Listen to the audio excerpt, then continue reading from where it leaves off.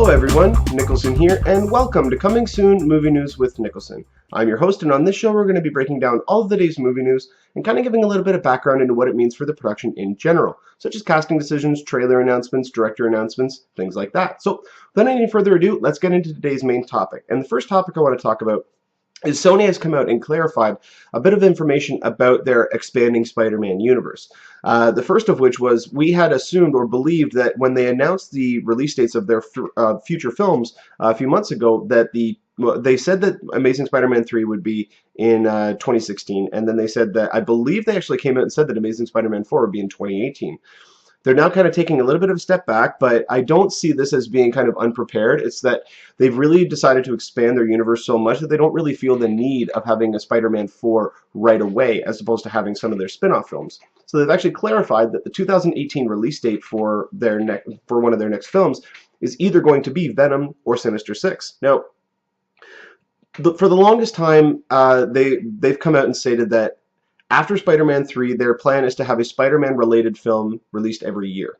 So that would mean that 2016 would be Amazing Spider-Man 3, 2017 would most likely be Venom, 2018 we assumed was going to be Spider-Man 4, followed by 2019 where we would have the Sinister Six movie. Now that did leave a long time to build up to the Sinister Six, to the point where we would almost not even care about the villains being on film because we would have already seen them in their own movies.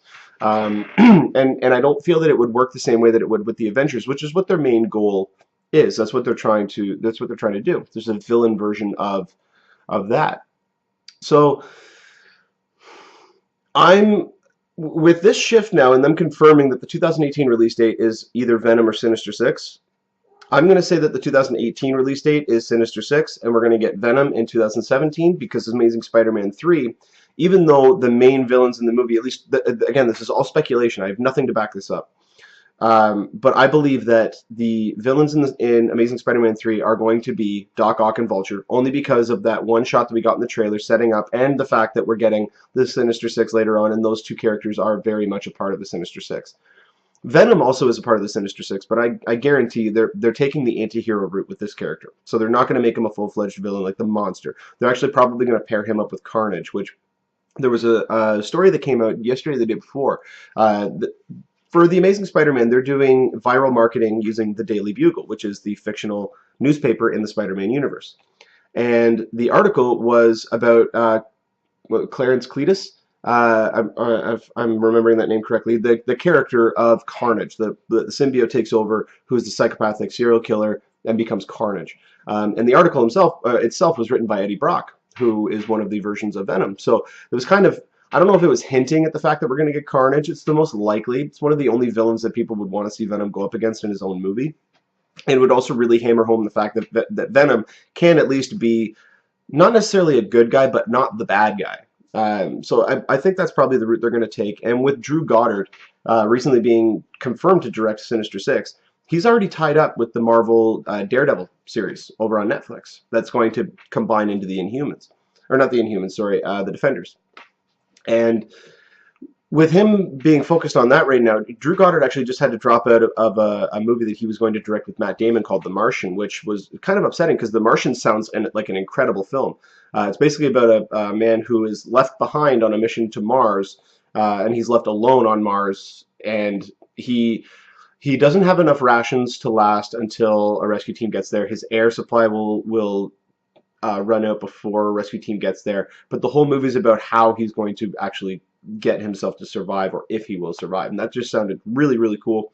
But Drew Goddard unfortunately had to drop out of that movie because of his contractual obligations to both Sony and Marvel.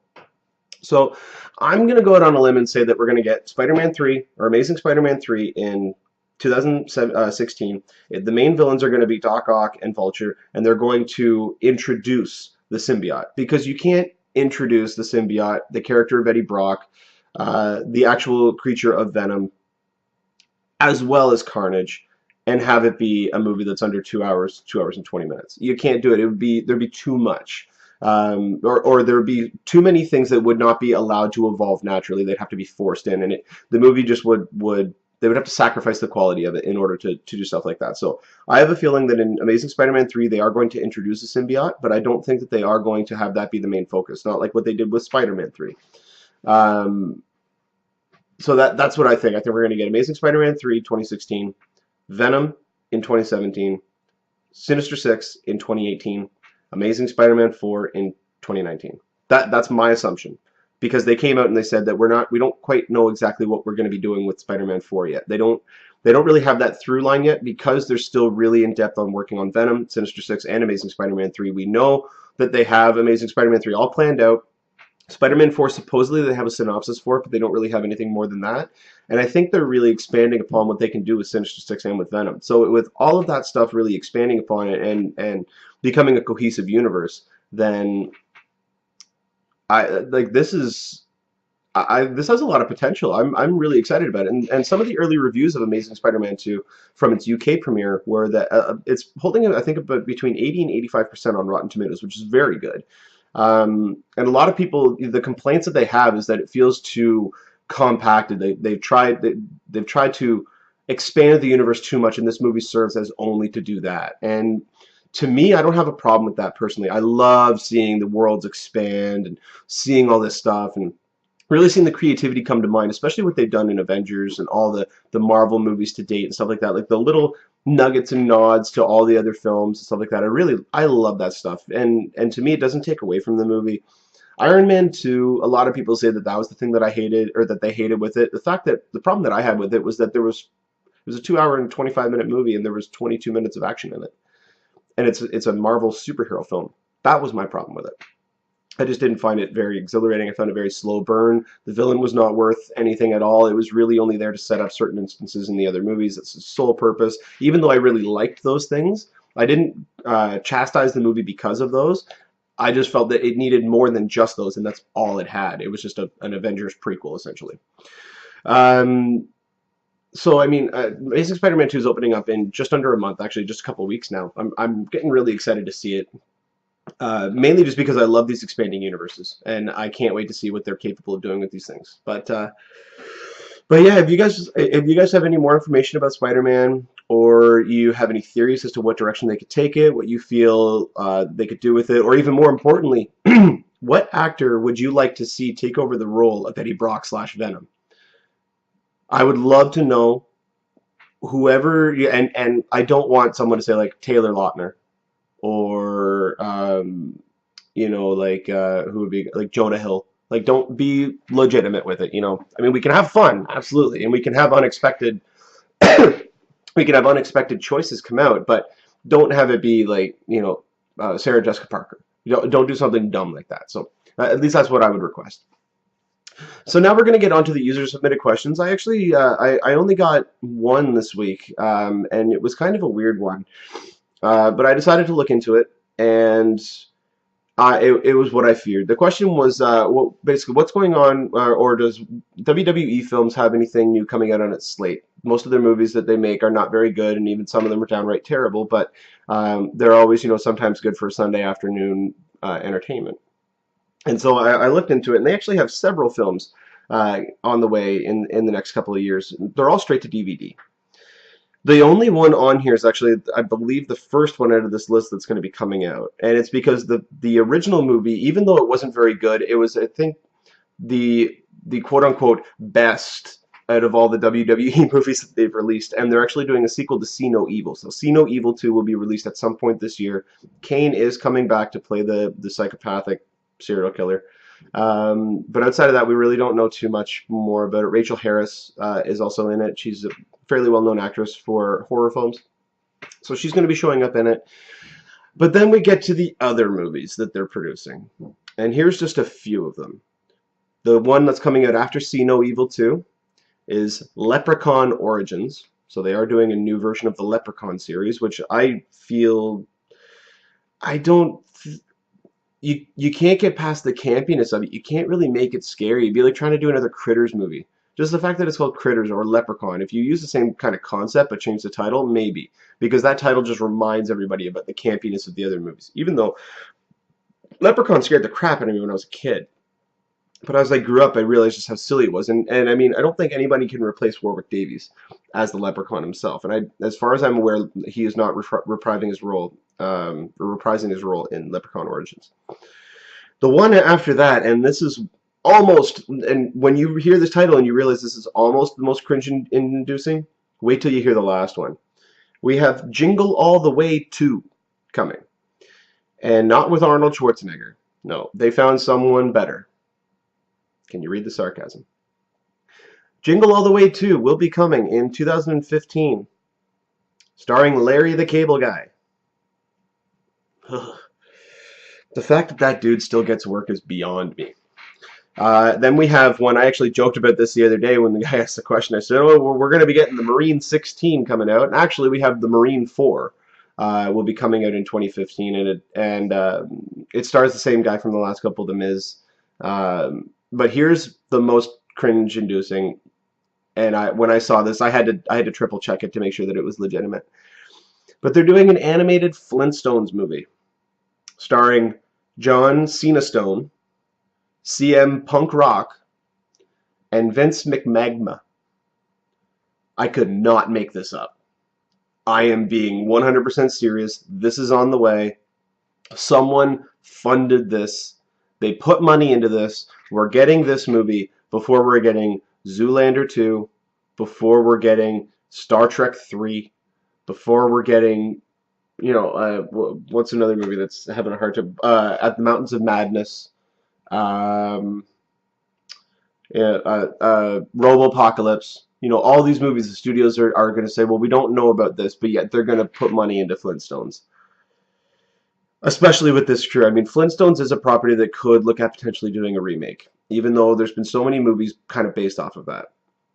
But the fact that they're doing John Cena Stone, CM Punk Rock, Vince McMagma, ugh, like, come on.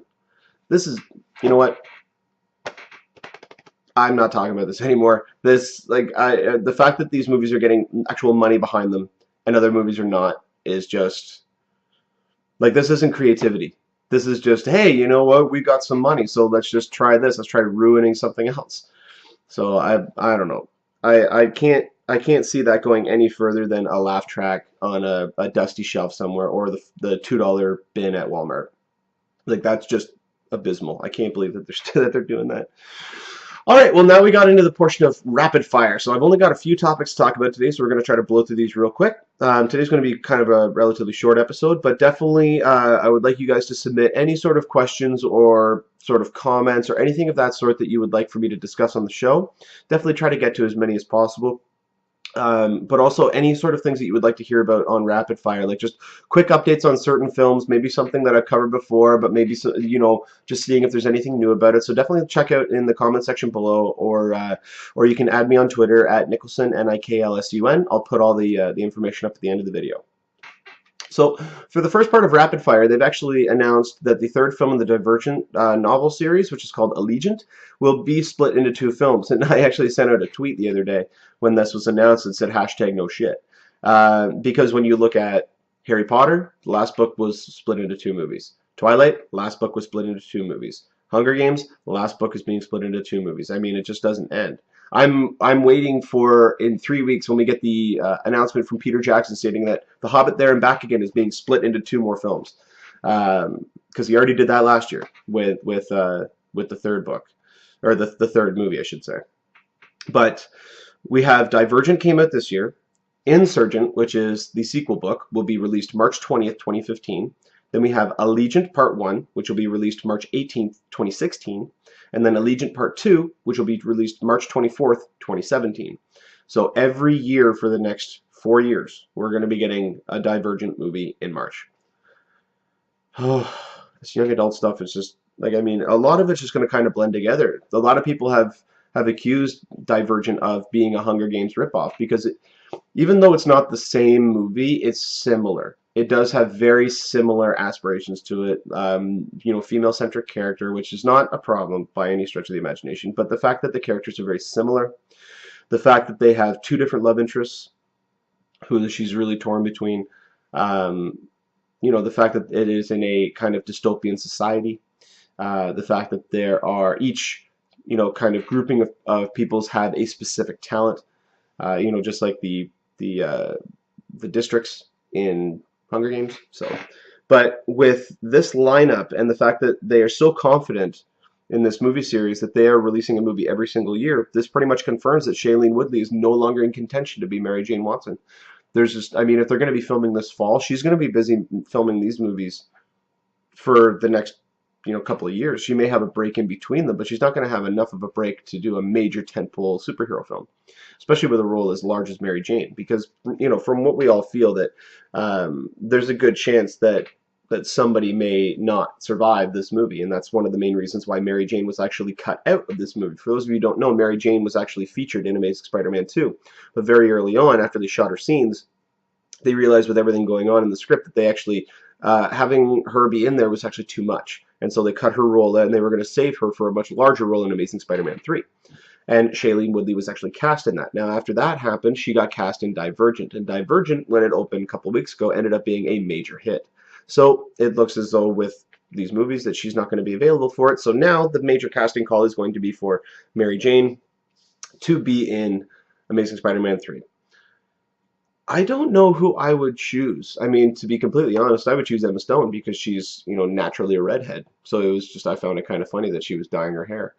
I don't know who I would choose for Mary Jane. I really don't. That's a really interesting question. If you guys have any suggestions or any choices who you would go with, definitely put that in the comment section. I'd be really interested to see what other people might think. And so the last part of Rapid Fire here is Michael Bay was actually just recently talking about Transformers 4 and stating that the movie actually sets up a brand new trilogy, and that was his intention from the very beginning. He's not entirely sure whether or not, now this is funny, he's kind of backtracking again. He said he's not entirely sure if he will be doing the next two. Back when he was finishing up the second one, he wasn't even sure if he was going to come back and do the third one. When he came back into the third one, he wasn't sure if he was going to come back and do the fourth one. He said, no, I'm done after 3. Well, lo and behold, he came back and did the fourth one. Now he's saying he might not come back and do any more. I'm pretty sure that he's actually going to come back and direct the fourth one. But I mean, I can't confirm that. So I really don't know if he is going to be coming back. If he does, I wouldn't have a problem with it. I enjoy Bayhem, as it were. I think he makes the best of what the types of movies that he does. If you know that it's a Michael Bay movie, don't expect it to be Shakespeare. Do not expect it to be something that you know that it can't be, because you're only setting yourself up for failure. Whenever I go into a Michael Bay film, I know that it's going to be loud, it's going to be big, it's going to be full of explosions, it's going to be full of women in scantily clad outfits, it's going to be very saturated colors, there's going to be American flags flying around, the explosions should get their own billing in the cast. And that's what I'm looking for. That's what I'm hoping for. When people go into a Michael Bay movie and they say, oh, that movie was dumb because of this, and this, it's like, what'd you expect? It's a Michael Bay movie. You should know going in what type of movie it's going to be. Why do you think his movies always make money? Because a lot of people out there know what they're getting themselves into. Now, that being said, Transformers 2, that movie was horrible. And the reason being is because that happened directly in line with the writer's strike. And so the majority of the film was actually written by Bay himself because the writers were not legally allowed to write anything down. So he wrote the wrecking balls for what was it, Devastator? The big multi-transformer during the home appliance attack, if you will, which that was kind of a dumb idea to begin with. But during that whole action sequence, there was a cutaway shot to a couple of dogs having sex, which I thought was just completely stupid. That was very childish. I really, really hated that shot. And there was the racist robots. Like, I could just keep going on and on and on. There were some cool moments in it, don't get me wrong, but for the most part, it was terrible. The third one really did redeem it with its story. I thought that the acting was pretty good. There were still a couple of silly, stupid moments, but for the most part, I got past them because I knew what type of movie it was going to be. But I'm really looking forward to seeing what he does with number 4. Number 4, at least from the trailer, I'm getting a very original Transformers feel from it. The nostalgia effect, the fact that we're going to not have the Transformers just transforming all the time. It's actually going to be a human-led story with Transformers in it. Because if we get Transformers through the entire movie, you're going to lose the novelty. Why are you going to want to see another movie again? You're already going to see everything that they're capable of.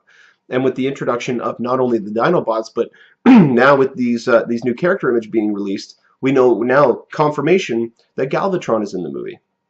So with Galvatron being in there, that's probably setting it up for Unicron. But Lockdown is actually the main antagonist of the film.